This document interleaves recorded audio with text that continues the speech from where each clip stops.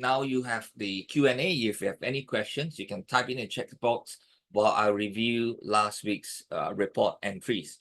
Okay, so you can look into that now. Other than that, for this week, right, the way I look at the entire market, you need to let it make its decision where it wants to move, because today is a continuation from Friday, and I could, if you want to sum it, it's like a bloodbath everywhere, from the stock market, even the Asian market as well.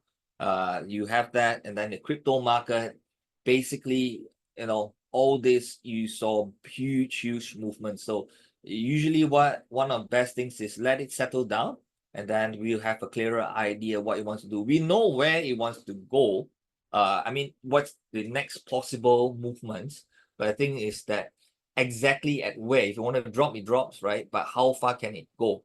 That's the part where sometimes it's like a guessing game. Nobody knows. You can more or less can predict that area, but the best is let it move first, then we'll carry on with it. Okay, so those who just came in, just type your questions and then we'll see. Okay, now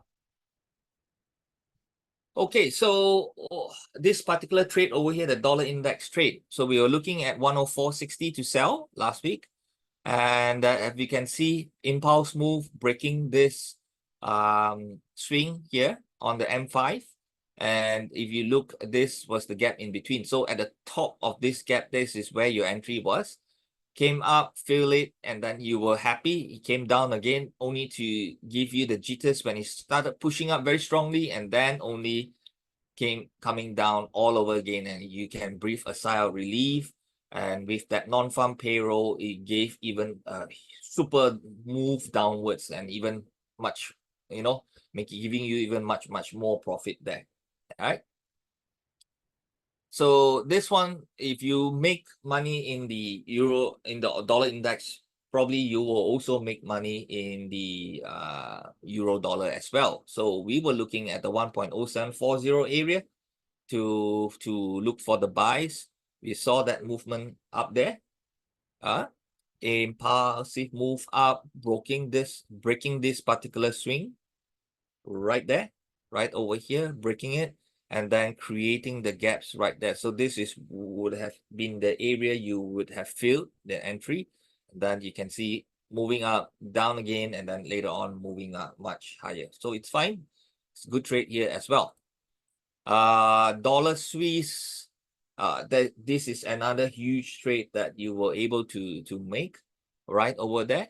We were looking at the 0.8880 to look for the sales. Price came to the 0.8880 area, impulse down, breaking this one, creating the gap right over here, filled here with your stop loss here, and then it came down all the way. So other notable entries, the pound dollar, you could have used the H1 bullish engulfing, S&P sell at 5560, also the H1 bearish engulfing. Okay, so those were the trades that you could have taken. This was all the standard ones that we used to have, and I'm just highlighting them.